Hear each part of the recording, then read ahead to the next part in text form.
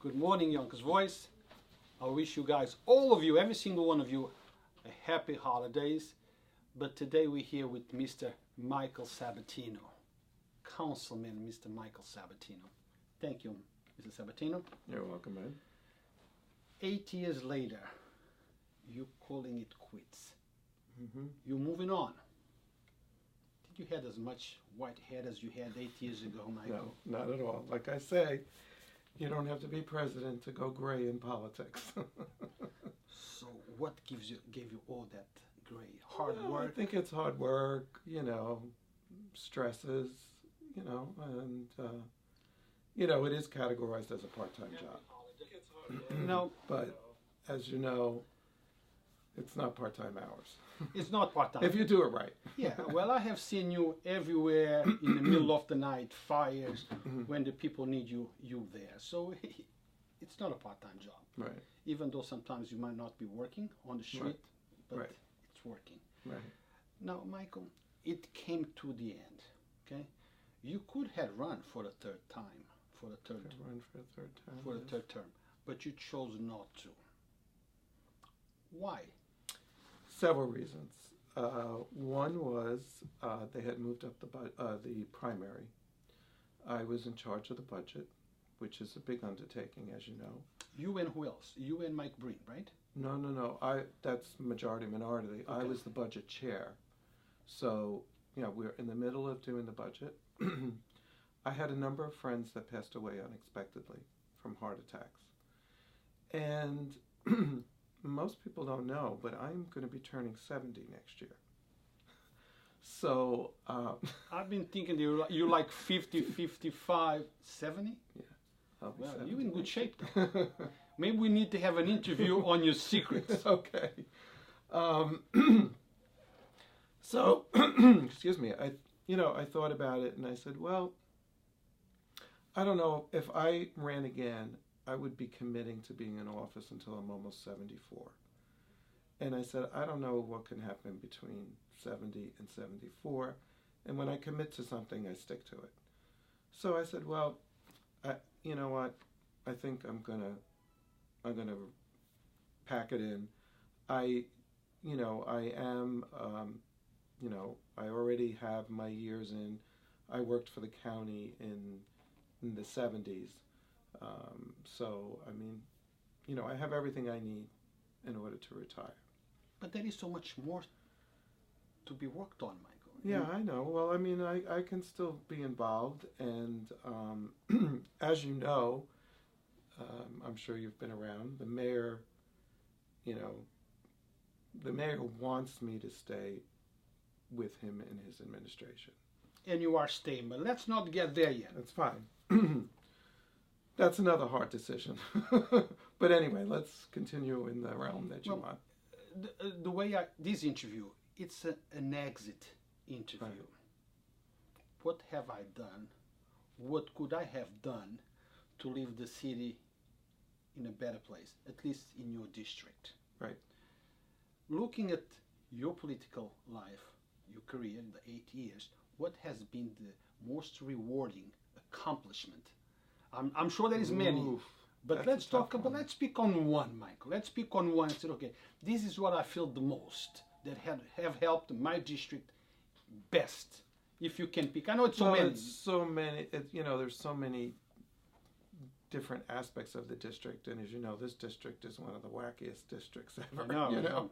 So it encompasses from the Hastings line down to the Bronx line. One side is your district, the other side is not. I don't know if it's one thing, but I think my biggest accomplishment is the ability to be responsive to when constituents call in and have a problem. I don't know that it's one issue. I think that's a generality. I think it's been known that I'm very responsive. If my staff is not there and the phone rings, I answer it. If I get an email, I respond right away. So, there's so many different needs in this district. I have some of the wealthier people in the city, and I have some of the poorest people in the city. So, the demands can be very challenging because one part of the district needs may not be what the other part of the district needs. So it's always a balancing act. But aside from that, I mean, that's, I think, the major accomplishment, being able to be responsive. There's several other things, you know, promoting the arts district, getting the arts district declared. Big thing, working for education. You know, I was the education chair for 6 out of my 8 years. The Rebuild School is very important. Being very involved, showing up at a lot of the PTA meetings. And I actually am the first council member to actually sit on committees for the Board of Ed. I sat on the policy committee and I sat on the instructional affairs committee as an active member, because I asked them, you know, is there any reason why a city council person can't sit on some of these committees? And they thought about it and they said, no, it's probably a good idea. What about the LGBT? Oh, the LGBT you know, that's community. an important thing in our city. Yeah. Okay, our city is a diverse city, and I always tell people, Yonkers is not just a diverse city; it's an inclusive city. Very inclusive. Very inclusive. So I think, and it's not just because it's me, but I think, you know, being a first out gay elected official was, I think, an education for a lot of people. When they realized that I was just like everybody else, and, you know, I had the same goals for the city as anyone else. Should it be different? Because no, that's what I'm saying. The good thing is that now it's not a big deal. You know, when I first ran, you know, it was used against me. I don't know why. Like I say, I don't know what they always said. I had a gay agenda. Well, what's a gay agenda? Exactly. I said, what am I going to do? Fill the potholes with rainbow tar? That's what I told one day. Somebody said, but he doesn't look gay. I said, how is a gay supposed to look like?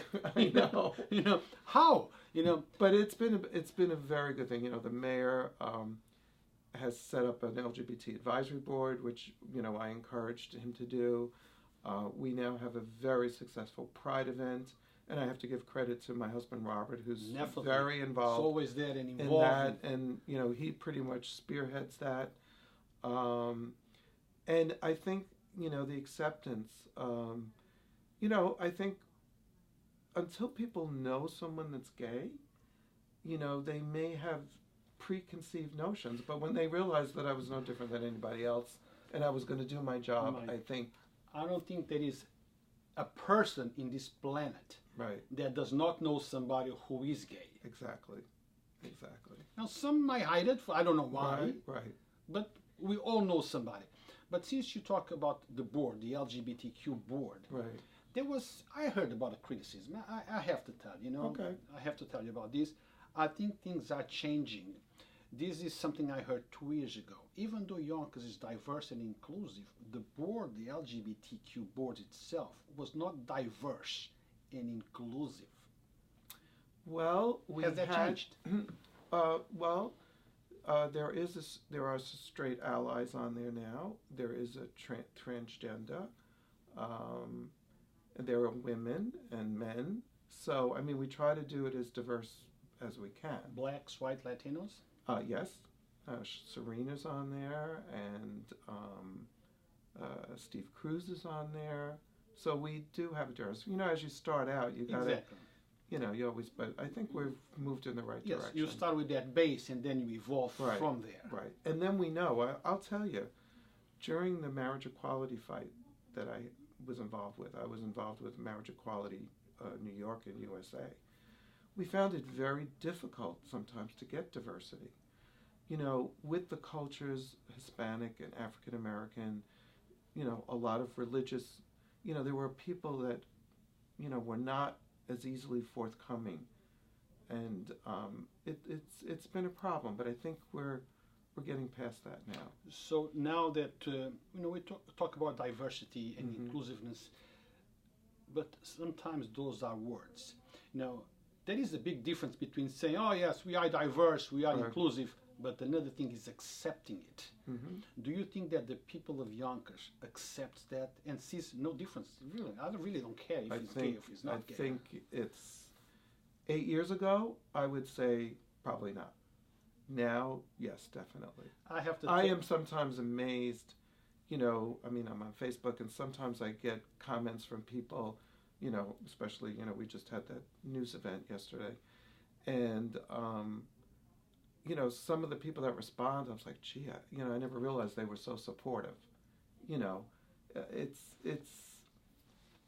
to me, it's very rewarding because it's not about me, it's about the generations behind us, and to make it easier for them than it was for us. Yes, you know, we're going to move from this subject, yes, but before we do move, I have to tell you that I was at the very first Pride Parade here in Yonkers. Mm-hmm. It met and reached expectations. Personally, I didn't think that the support and the amount of people that would go there and embrace each other. What's so strange about this? We should have been having this for the last 20 years. Right. But it was very inclusive. It was a success. The second one was even bigger. It was even bigger. And the third one, I think we should expand from Main Street. The mayor already said we're going to do that. Oh, you already said that? Yeah. That's an exclusive from Yonkers Voice. That's what the mayor said. Yeah. We have to give it more room. You need more room. We need more room. Yeah. What about failures, Mike? Your success, you said, you know, the things you work hard, the things that people you're known for. But I'm sure that not everything went your way. No, I'm trying to think of something that, there's always failures, and believe me, I'm not perfect. So none of us are, right? None of us are perfect. I'm trying to think of something that, let me think on that, and I'll get back to you. Then I'll bring you one. Yeah. I don't know if I would call it a failure, right? But to lots of people in Yonkers, they were upset with the term limit extension. Okay, so some folks are saying that that decision that you made, because I remember when we reached out to you less than 24 hours before the announcement, and we know that laws are written not by you, but by your attorneys. Mayor Spano, laws are not written by Mayor Spano, are written by his attorneys, and laws are not written in a few hours. So when you told us you knew nothing about it, you had to know something about it. And lots of people are upset with that, even though I tell people, look, term limits is just a term. If you're not happy with the person, don't vote them out. Vote them out. I mean, that's what elections are about. Yeah, you could have 10 term limits. Look, you're not happy at the second, vote them out. So I'll be very honest with you. I didn't know exactly when it was going to be disclosed, and I didn't want to be the one to say that yes, this was in the process. You know, I didn't think it was my place to reveal it at that time. Okay. And that's the honest And opinion. I understand, because sometimes, even me, right. Sometimes because you know, things change. Exactly. You know, it could have changed within 24 hours because of who's supporting, who's not supporting, who's on the fence. I mean, you know, it wasn't a definite. Yeah. You know, until, you know, everybody got together. Michael, I understand your position.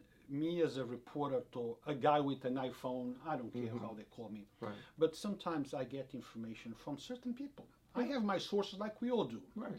And if somebody asks me a particular thing about an issue that is about to break, do you know anything about it?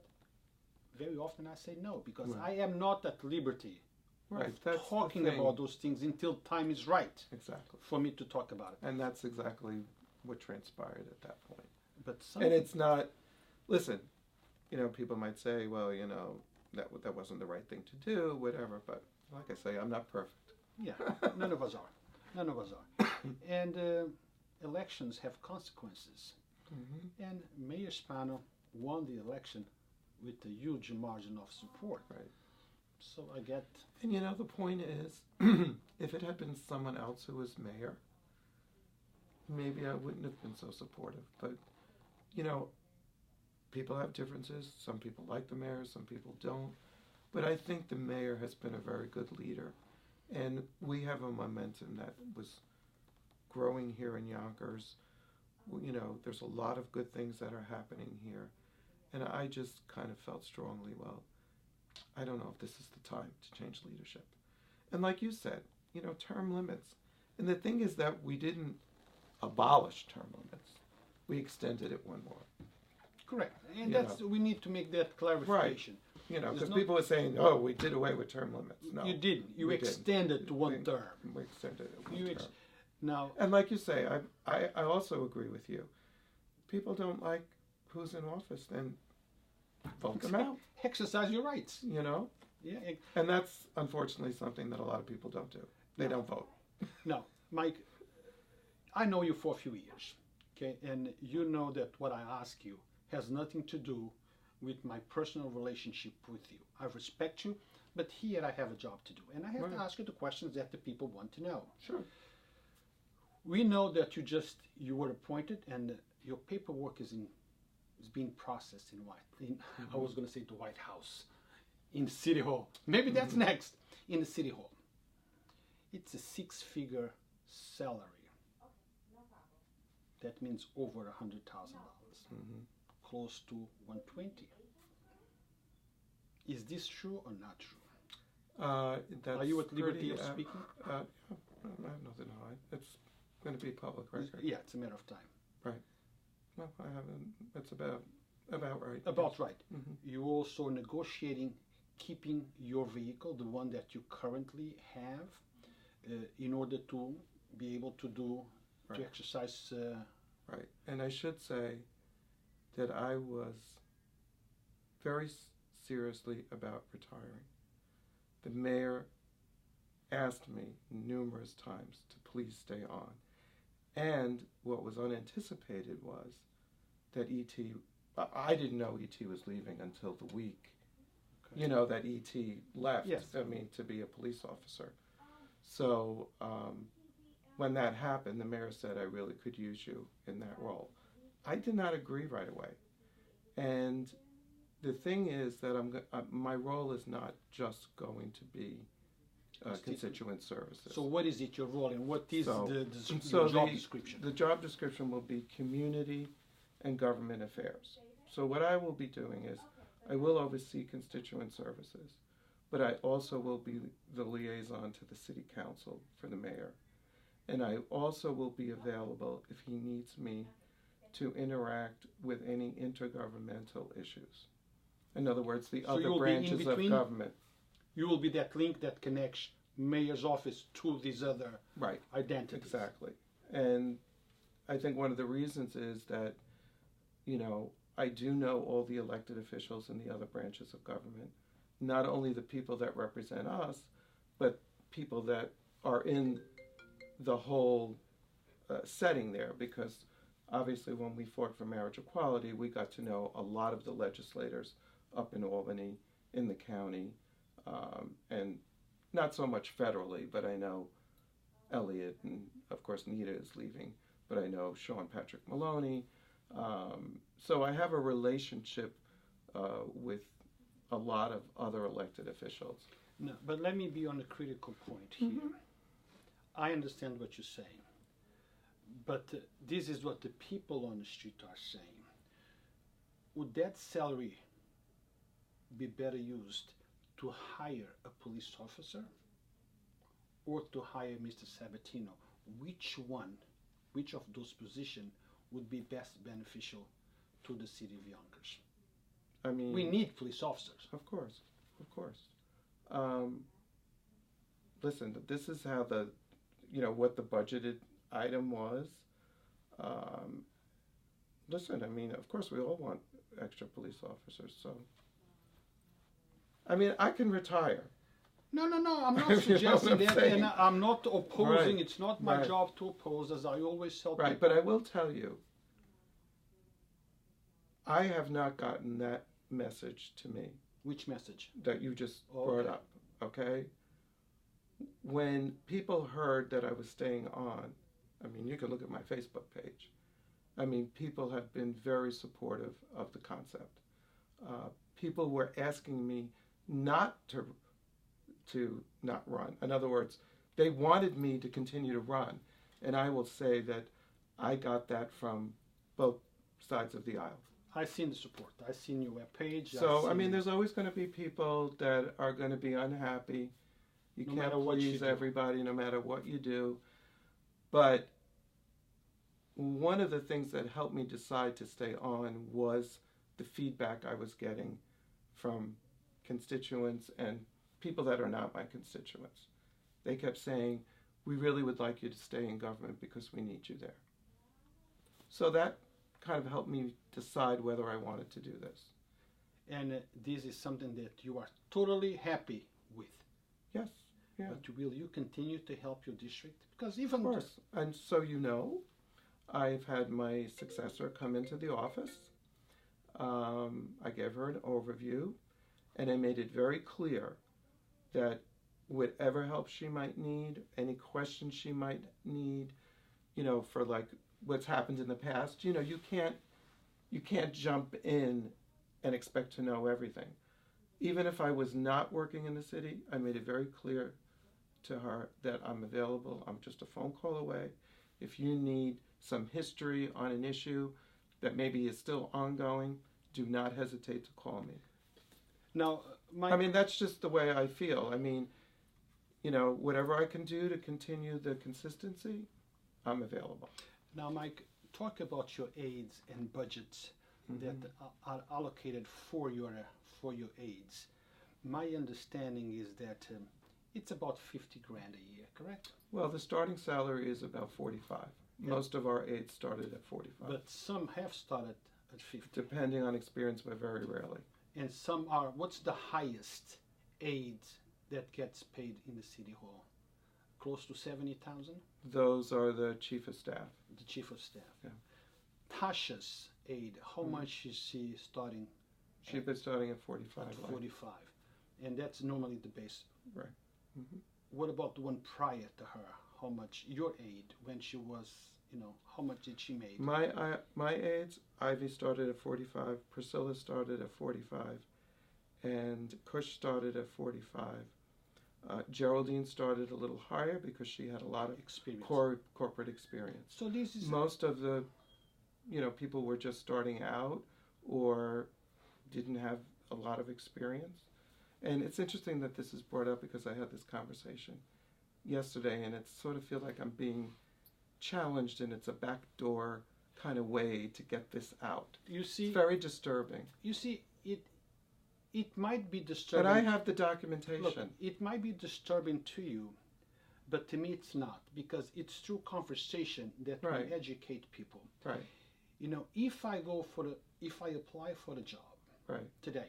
Right. And I don't know who quoted what the salary was, because it never came from me.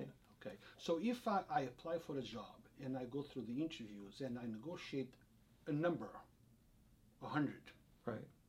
I cannot go by what the person made before. Maybe the person before made more. Maybe the person before had more experience. Maybe has less experience. Right. So and I have all the documentation of when people started and what their salaries were.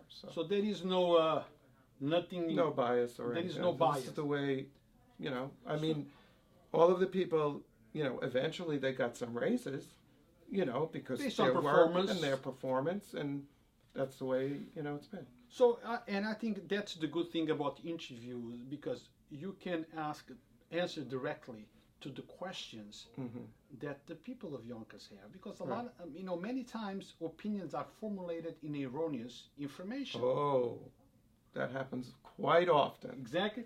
So that's why it's always best to ask the source. So I'm asking the source. So that's the explanation. That's the explanation.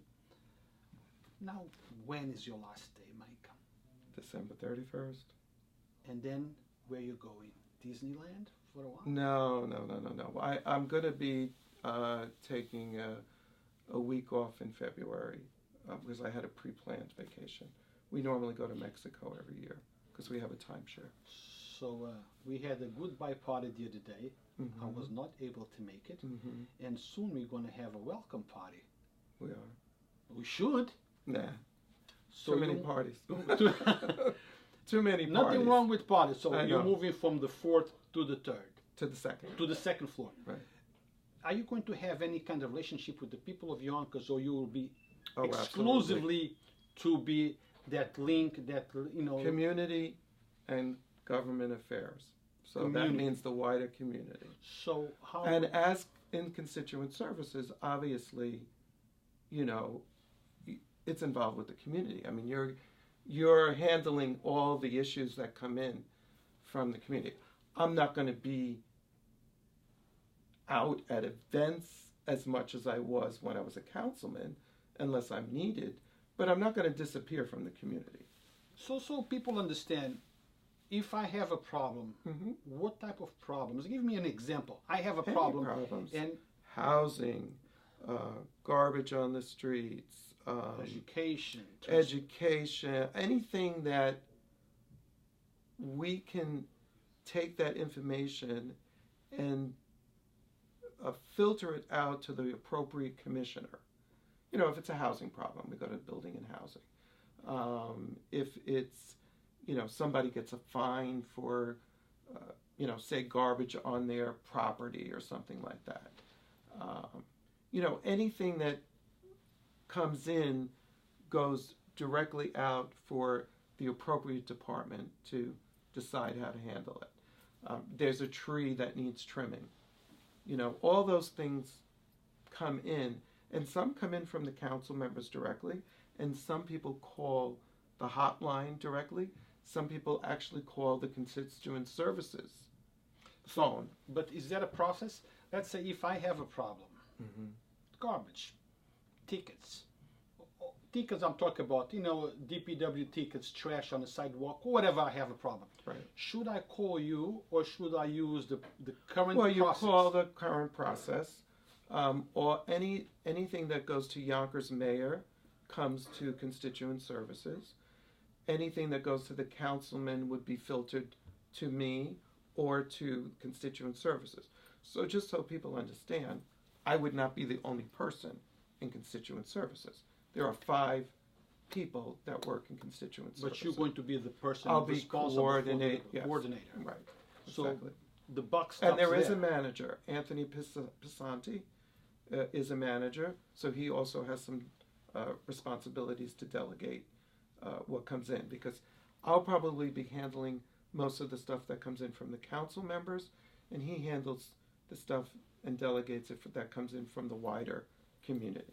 But if there's issues that they think I need to be involved with, of course they'll pull me in. Now, that is a big issue. Well, before I talk about this issue, have you seen how the department is run now? You know, the one that you're going to. Is there any changes that you think you're going to be making as soon as you get in? I'm not talking about the first day, of course, but in due time, because every time you get a new I'll CEO... give you an idea of how I work. Yes. So I have had lunch appointments with 2 of the members, and I will be having lunch appointments going forward. I have to set up 3 more lunch appointments. This is the way I work. I get the feedback. I'm going in, and I'm not changing things right away. I may not have to change things ever, but I observe, and I get feedback from those. If you have to work and you have to work as a team, you got to. It's a give and take. So I'm not planning on changing anything in there until I see how everything runs, and if there's a need to change it, then I will discuss it with the whole group. With your team. And with That's the way it should, of course. And of course the mayor may have some requests that he wants, you know, and then we'll have to talk about it. But I'm not, I'm not a micromanager. I don't like to be micromanaged, and I don't want to micromanage anyone else. As long as the job gets done, and I'm not a believer in fixing something that's not broke. Good enough. Now, tomorrow we have the ribbon cutting here at the firehouse. That's a history in the making in Yonkers. The other one was condemned. We have a brand new state-of-the-art firehouse. Right, I'm anxious to see it inside. And I heard you're not going to be there tomorrow. No, Is it I'm true? going to be there. Oh, no, I'll be there. You're going to be there. Oh, absolutely. So, all of you guys in Yonkers. Yeah, I don't know why I wouldn't be there. That's what I was doing. You see how, rumors. You say, yeah. Mike Sabatino and Mike No, Bree. I mean, that's one of the last things that's happening while I'm in office. Why would I miss it? Exactly, and it's an important event. Of course it is. That's one that not just Mr. Sabatino, Mike Bree, Right. Sinead, Corazon, Everybody. Mike, exactly, everyone. Listen, we all put in the money to get it done. you know, we saw the need. It probably took a little longer than we were anticipating, as many things, but it's there now. It looks great. It's right across the street from where it used to be. Correct. And, you know, I think it's going to be great now that, you know, they'll be placed right back here. So there's no issues of concern about how the equipment is being shifted around and everything. Exactly. And, you know, it's a great thing. It's a great thing. So, guys, be part of history. Be part of Yonkers history. Come down tomorrow, 11 a.m., okay, and be part of it. Now, just let me make it clear, because some people think that the firehouse will be operational as of tomorrow. It's not.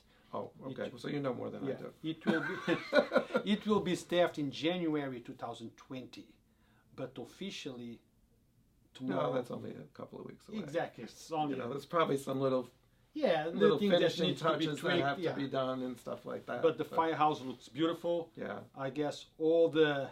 I'm curious to see. I don't know what the bell bell thing. I have to find out what that's about. I said, I hope that belt are not going to go off in the middle of the night every time I think it's symbolic or something. But I was not aware that, you know, I always say just because you're the councilman doesn't mean you know everything. But, you know, the belts are, I think, as part of the logo, nice. right? Are part of the logo. So that's just a symbolic thing. Right, right. So, did I forget to ask you anything, Mike? I don't think so. It's just that I do want to say that it's been a pleasure serving the residents of Yonkers. It's probably been one of the most rewarding things I've ever done. It has had some, you know, stressful times. You know, you can't always please everybody.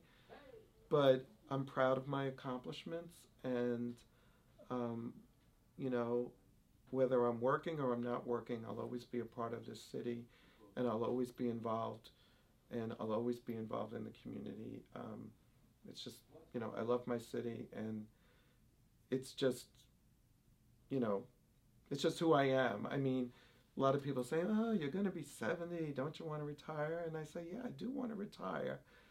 But I guess, you know, I still have a little bit more work to do. And I'm fortunate because I have longevity in my family. You can't count on it, but, you know, I hope to be able to contribute to the city going forward for a long period of time. Well, Mr. Sabatino, thank you for all you've done for the city. Thank you.